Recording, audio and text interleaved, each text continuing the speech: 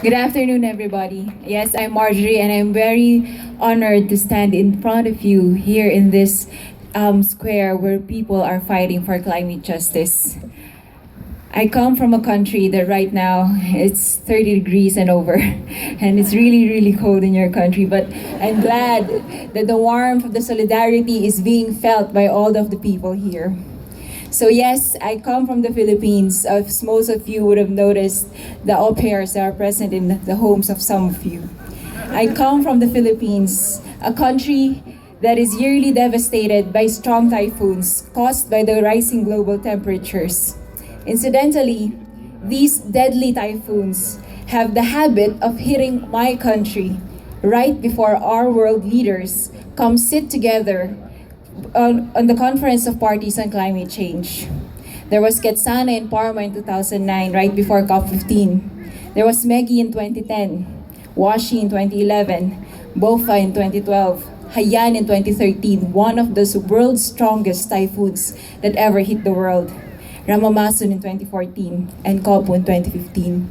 All of these typhoons come right before the COP conferences.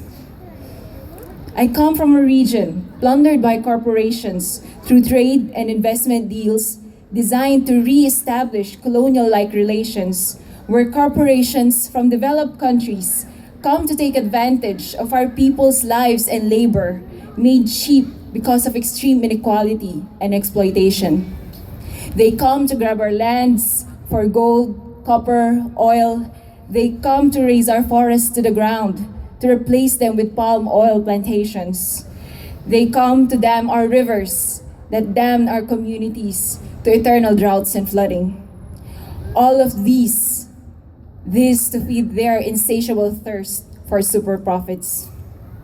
Year in and year out, we have been pleading with our leaders to come up with a meaningful climate deal that will cut carbon emissions at rates that will once again support life on the planet. We have been demanding northern governments to pay the climate debt that they have incurred through their unsustainable and exploitative production and consumption practices. We have long been fighting for a just and equitable trade architecture that is not based on unbounded extraction of our world's resources, that will allow our local economies to flourish and enable our peoples to live a life of dignity and not slavery.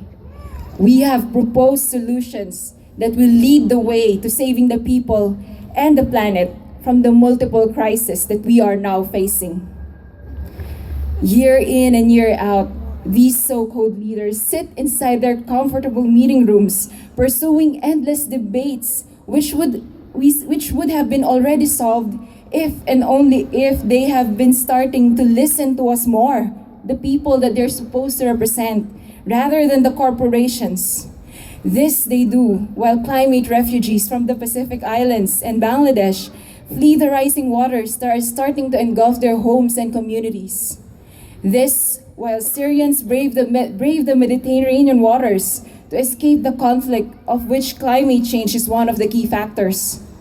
This they do while hundreds of thousands of people suffer and die from the consequences of their inaction. And what they have given us with all our demands, they've given us more of the same old recipe that have brought us to the present situation in the first place, and even worse.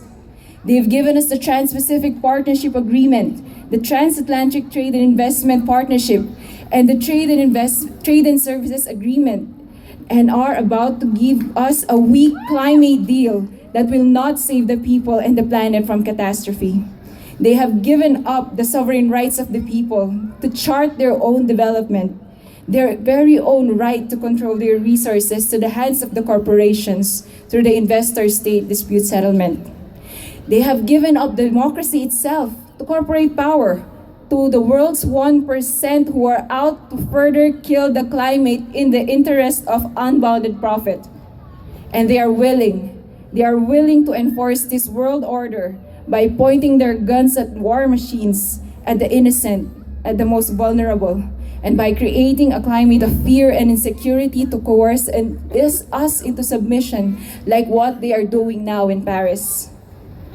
And yet, As the Pacific Islanders would say, we are not drowning, we are fighting.